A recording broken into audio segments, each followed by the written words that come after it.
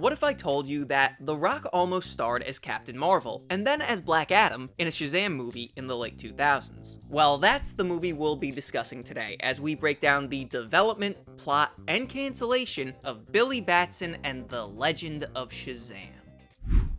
The year was 2006. New Line Cinema had been developing a film based on the Shazam comic series and its main hero, Captain Marvel, for a few years with little movement to show for it. But things began looking up when Peter Segal, best known for movies like Naked Gun 33 1/3 and 50 First Dates, was tapped to direct the film and produce early that year. Sometime later, writer-director John August, best known for Big Fish and Charlie and the Chocolate Factory, received a call from his agent, who asked him, "Hey, have you ever heard of Captain Marvel?" As it turns out, August was a fan, and recently was thinking somebody should make a Captain Marvel movie. He leapt at the opportunity, pitched the movie, and got the gig. News broke that August officially joined the project in March of 2007. On the same day, August posted on his personal blog celebrating the news, and it was clear to see his enthusiasm and love for the character. Ending his post with the retrospectively heartbreaking, "Most movies don't get made, but I'm really hoping this one does."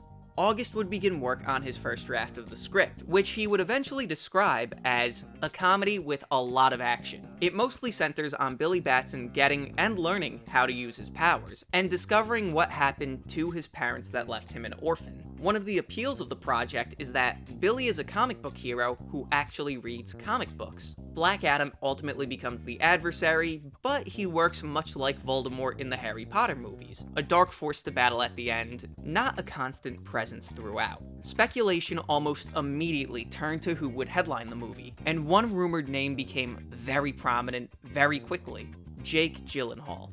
But this rumor was very quickly shot down by August. "We've never seriously discussed anyone. After several months of meetings, casting has come up exactly 0 times. There's no casting list. If there were a list, Gyllenhaal's name would probably be on it, but trust me, there is no list." But as 2007 progressed, that list would begin to form, with one prominent name becoming known relatively quickly. That May, in an interview with IGN, Dwayne The Rock Johnson, who was in the midst of filming Get Smart with Peter Segal, and was heavily rumored to play Captain Marvel ever since New Line announced their work on a Shazam movie in the first place, confirmed that he had been approached to play the main role. A few months later, he revealed that he may not be playing Captain Marvel. He was torn between playing the Big Red Cheese himself or Black Adam, and that he was ultimately going to let the fans decide who he played. And the response was overwhelming. The fans wanted Black Adam, to such a degree that, while not officially cast, August was tasked to tailor Black Adam's character in the script's next draft to The Rock's strengths as an actor. But there was one problem. That draft would take an extra 100 days to be completed. Just mere days after Johnson would confirm his intentions to play Black Adam, the Writers Guild of America went on strike. And for 100 days, August couldn't write anything or talk to anybody involved in the movie. Around that same time that the strike ended, the project underwent 2 major changes. The first change was that the movie's title was changed from Shazam to Billy Batson and the Legend of Shazam. The second and more important change was that New Line was downsized and absorbed into Warner Brothers, but work continued on the film. Production wasn't officially scheduled, but it was clear that it would soon begin. Upon turning in a new draft of the script to Warner Brothers, August was told that the studio wanted an edgier movie with more Black Adam. In essence, turning the movie into a Captain Marvel vs. Black Adam story. Although August disagreed with the direction the film was taking, he wrote his final draft of the movie based on the studio's feedback, and upon reading it, this draft was liked by Peter Segal and the film's other producers. But before we discuss why this draft never saw the big screen, let's take a deep dive into the film's plot.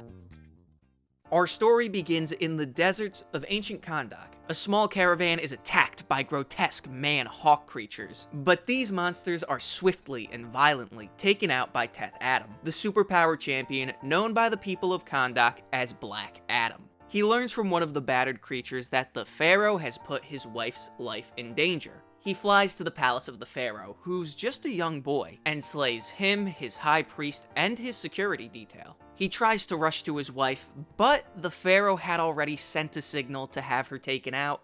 Sharuda is gone. Adam takes her body to the Rock of Eternity, home to the wizard Shazam, and a prison to the 7 deadly sins. Adam seeks none of them, but a young girl named Maya, who seems to know the past, present, and future. He tries to lead her away, but Shazam forbids this, imprisoning him inside of a golden scarab. In modern day, we find Billy Batson with his best friend and foster brother, Freddie Freeman, engrossed in a Delta Man comic book. Billy isn't especially strong, fast, or smart, but he's brave and fundamentally good. Freddie is quick-witted and crafty, a survivor. Billy is ambushed by a bully named Rowdy Sparks. A classmate named Caitlin Bromfeld yells over the commotion at Rowdy to leave Billy alone, and Freddie pulls out a video camera to record the confrontation, baiting Rowdy to incriminate himself on video. But seeing that he's being recorded, Rowdy backs off. The boys return to their rundown house to see their deadbeat foster parents, Dale and Kitty, being questioned by the police, because their house was broken into, but the robbers seem to do the most damage to Billy and Freddie's room. Billy enters his room to find a detective named Theo Adam surveying the scene. He asks Billy why he thinks that somebody would be looking for something in his room. In this conversation, it's revealed that Billy's parents were archaeologists, but they've been missing since he was a baby. All he has left of them is a stuffed, talkie-tawny tiger doll. As Billy shows Theo the doll, the detective knocks Billy out, rips open the tiger, and digs out of the stuffing Black Adam's scarab. Billy eventually comes to and learns that the cops were fakers. This was all one big ploy for Theo to get the scarab. Billy figures that this means Theo must also know something about his parents. Later, at Berlin University, Theo confers with the very wise Dr. Naheem Zahudi to see if he could unlock the scarab. In their charged conversation, it's revealed that Theo is a descendant of Teth Adam. After their brief verbal scuffle, Zahudi exits his office and the scarab explodes open. Black Adam emerges from the explosion, destroys a helicopter, and asks Theo, who he's now sharing a body with, where he is. Meanwhile, the boys work on a homework assignment, but they soon get distracted by an online quiz asking, "Are you the champion?" Freddie reads the questions aloud to Billy, who's answering, and they become so engrossed in these questions that the power in their house has gone out, but the computer is still running. After Billy completes the final question, the printer whirs to life and prints out his prize, a map leading to a subway station. Billy is hesitant to go, but after some convincing from Freddie, they sneak out to the subway station. While looking at a map on the wall to find the train marked on Billy's map, he sees that exact train on the tracks about to pull out. He makes it on with time to spare, but strangely enough, Freddie is still looking at the map, trying to find the train. The train lets off at the Rock of Eternity. Shazam, who's now very frail, greets Billy and tells him that he's his new champion. He hoped to call Billy when he was a bit older, but now that he is unleashed, there's no time. The wizard tells Billy that only he can defeat this now unleashed threat, and for Billy to speak his name to become the mightiest mortal in the world. Billy has so many questions, but before he could get answers, Shazam collapses into dust and Billy is warped back to Freddie at the moment they arrived. The boys return home and Billy explains what happened to Freddie, and after stumbling through a few wrong names, he finally says Shazam. He's hit by a lightning bolt and is transformed into Marvel, the all-American superhero ideal, just without a costume. The boys test the limits of Marvel's powers and learn that he's strong, fast, and can fly. As these tests are coming to an end, Marvel and Freddie bump into their teacher, Miss Hall. Freddie passes Marvel off as Billy's uncle, and Miss Hall is smitten. But Marvel is oblivious to her interest. Meanwhile, Black Adam goes to the entrance of the Rock of Eternity in Kahndaq, only to find that it isn't there. The 7 deadly sins manifest themselves as shadows on the wall and tell him of Shazam's new champion. Only he can enter the rock. They promise Adam that if he becomes their champion, they'll help him get his wife back and send him off to Nanda Parbat. Later that day, Dale takes Billy and Freddie to a parade celebrating the division win of the Fawcett City Thunderbolts. Dale gives the boys bootleg Thunderbolt shirts that are way too big for them, that he hopes to have the players sign so that he can sell them later. Billy notices some cop cars speed off to stop a crime, so he sneaks off and Shazams himself into Marvel. His shirt now fits perfectly, but his pants are way too tight, so he steals some red pants and a white drum major cape from the nearby marching band bus and takes off. Marvel quickly disposes of the goons at the crime scene, but they left behind a ticking bomb. He lobs the device as hard as he can into the sky, not realizing that he put it into the path of an oncoming blimp. The bomb narrowly misses, but explodes right next to it. Marvel tries and fails to save the blimp, but he manages to save all of its passengers, including the daughter of the blimp's owner, Butia Savannah. Footage of Marvel spreads all over the news, his public persona being coined as Captain Marvel. Freddy, who quickly realized what was happening when Billy slipped away, recorded the commotion, sold the footage to a TV producer, and the boys used this money to run away and live in a hotel, which leaves Dale dejected. Marvel wants to return to the Rock of Eternity so he can learn more about his powers, and Freddy figures out that to get there, Billy needs to overcome being a little freaked out, uncomfortable, something in that area, to enter the Rock. So Freddy pushes Marvel into the adult section of their local comic book shop.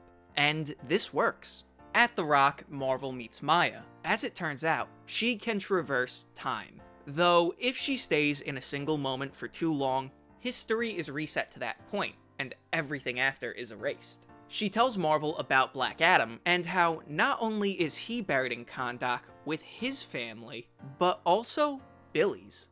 Marvel flies to Kahndaq and enters Adam's tomb, where he finds, among skeletons, his father's wallet on the ground. Inside, there's a picture of Billy's mother holding him as a baby. Billy always assumed that his parents were dead, but to have evidence in his hands is different. He knows now, they're gone. Because of his trip to Kahndaq, Billy missed class, which causes Miss Hall to call a parent-teacher conference for later that day. But Freddy informs her that he and Billy moved in with Billy's uncle. The same day, Billy and Caitlin are paired up as lab partners and hit it off. As the day ends, Billy transforms, and his parent-teacher conference with Miss Hall progresses into a date and a smooch for Marvel. But as Marvel returns to the hotel, he finds a note from Child Protective Services. They took Freddy. In Nanda Parbat, Adam follows a white tiger into the ancient city where 3 monks eventually bring him before the goddess, Ramakrishna, who tells him that she cannot bring his wife back to life. And that's for the best. She led Adam into darkness and turned him against his destiny. Adam responds by setting the city ablaze, but before he leaves, the Sins show him Captain Marvel on a satellite TV, and Adam vows to go after him. The next day, Billy's class goes on a field trip to the state capitol building. On the bus, he sees Freddy, who tells him that he was taken to a group home. As their class stands on the capitol's roof, Freddy expresses frustration that Billy is always Marvel now, leaving him to go on dates with their teacher, and treats him like a kid. But this is interrupted by a giant ice comet hurtling towards the city. Billy slips away to transform, but sees a security camera watching him. Seeing no other option, he jumps off the side of the building and yells Shazam just as he crashes into the street below. And Caitlin sees all of this. Marvel tries and fails to stop the meteor, cracking it in half, but Black Adam shows up, helps him redirect one half into the ocean, and easily destroys the other half. He tells Marvel to meet him at sunset. Freddy thinks this is a trap, but Marvel is interested in knowing more. Later, Marvel goes to the school and breaks up with Miss Hall, telling her that he doesn't want to put Billy in the middle of their budding relationship. As he leaves the school, Caitlin approaches Marvel and tells him that she knows his secret and that he could trust her. And she tells him a secret of hers. Her real name is Mary. It doesn't seem like a big deal to Marvel, but she isn't supposed to tell that to anybody. Marvel rendezvous with Adam, who demands that Marvel give him Maya so he could bring his wife back. But Marvel refuses, so he and Adam begin to fight. In the midst of this, Adam toys with our hero, forcing him to try and save 2 people at once. But Marvel, sadly, can only save 1. This climaxes with Marvel calling Shazam, his lightning bolt hitting Adam, but transforming him back into Billy. Adam grabs Billy, covers his mouth, and begins to choke him until he falls limp and plummets to Earth. Adam, shocked that his opponent is a mere boy, saves Billy right before he hits the ground, though he warns him that he won't show the same mercy next time. He tells Billy to bring Maya to him at dawn or he'll destroy Fawcett City and everybody he knows. With nowhere else to go, Billy returns to Dale and Kitty's house where he finds Freddy, who was moved back in, and finds out that Dale and Kitty, despite not being their parents, really care about the boys, and welcome him back with open arms. As Billy and Freddy resolve their differences, Caitlin shows up to the house, and the three of them try to figure out how to defeat Black Adam. As Caitlin takes an interest in Billy's disemboweled stuffed tiger, Billy realizes from an old picture that Theo Adam worked with his parents. Billy returns to the Rock of Eternity, where the 7 deadly sins show Billy a flashback of how Theo stole the scarab from Adam's tomb and ended his parents, but not before his mom managed to swipe the scarab and hide it inside of the tiger doll. After this, Maya tells Billy that Adam wants her to bring him back to the moment before his wife was snuffed out, erasing history from that point on. She also explains that to traverse through time, it needs to be somebody's memory, that she sees into their head and is able to travel to that point. He transforms into Marvel and exits the Rock with Maya. Freddy and Caitlin meet up with him as Adam shows up. Marvel grabs him and Maya sends them hurtling through time. But this time tunnel they're inside of wasn't built to withstand a brawl. So the fabric of time begins to shatter, cracks forming in the sky with World War I biplanes and pteranodons flying out. Marvel travels back to the moment that Billy meets Theo and is able to get the scarab before he does. Then they travel back even farther to moments before Adam's wife is taken out. And here it's revealed that Sharuda is angry with Adam for not snuffing out the young child pharaoh. She's totally malicious. Marvel says Shazam, striking the scarab with lightning and imprisoning Black Adam and Sharuda. This leaves Billy with Theo, who taunts him over taking his parents out. Maya then takes them to the day that Theo bought the knife that he used to do the deed. In this moment, Billy gets to briefly interact with his father and sees his mother buy 2 stuffed tigers, before snapping back to present day where Theo takes Freddy hostage, but is quickly taken out by a pteranodon that picks him up and rips him apart. Maya restores the fractures in time, and Billy locks the scarab away, but as he does, Maya forewarns Billy that he will set Black Adam free one day. Billy asks why he'd do that, and Maya cryptically tells him that he won't have a choice. Some time later, Billy realizes that the picture of him and his mom is torn along the edges. He combines it with a torn picture of what he thought was him and his dad to realize it's one photograph. Billy has a sister. But the moment is short-lived, as Billy and Freddy learn that a 50-foot shark is attacking a yacht at the wharf. Captain Marvel leaps into action, and we cut to credits. But as they end, we find ourselves in Caitlin's room. On her shelf, she has an identical stuffed tiger to Billy. As our story comes to a close, she looks at the doll, and we hear her speak only part of one word: Shazam! It looks like the story of the Marvel family is only just beginning. I really enjoy this script. Similar to how the 2019 Shazam movie is a great adaptation of the New 52 origin for the character, this draft is a great adaptation of the Power of Shazam series from the 90s. While it definitely had the potential to be a really solid movie, it wasn't to be. So that raises the question: with all the pieces seemingly in place and being so close to entering production, why did it get canned? August's draft was submitted in November of 2008 while he was on a business trip in France for the Writers Guild. By the time he returned home, the project was dead. He'd later clarify, by dead, I mean that it won't be happening. I don't think that it's on the studio's radar at all. It may come back in another incarnation with another writer, but I can say with considerable certainty that it won't be the version I developed. It's widely believed that a massive influence in Warner Brothers' decision was the success of The Dark Knight and the commercial failure of Speed Racer in summer of 2008. WB wanted to recapture their dark and gritty success, and anything resembling the brighter, campier flash of Speed Racer seemed much less appealing to the studio. In the following years, Warner Brothers would attempt to reboot the script and start from scratch, then considered canceling the movie in favor of a primetime TV show, before eventually, in December of 2013, Peter Segal pronounced the project officially dead, citing the similarity between Captain Marvel and Superman as an issue in getting the movie off the ground, specifically in the face of Man of Steel's launch earlier that that year. 4 months later, Shazam was re-announced as part of DC's film slate, and The Rock was again unsure about whether he'd play Black Adam or Captain Marvel. But this time, a fantastic Shazam movie would materialize from it, and we even got a Black Adam movie that, despite not being great, The Rock was great in it as Black Adam. And had August's script materialized, we likely would have never gotten those movies. And if I had to choose between one of my personal all-time favorite superhero movies,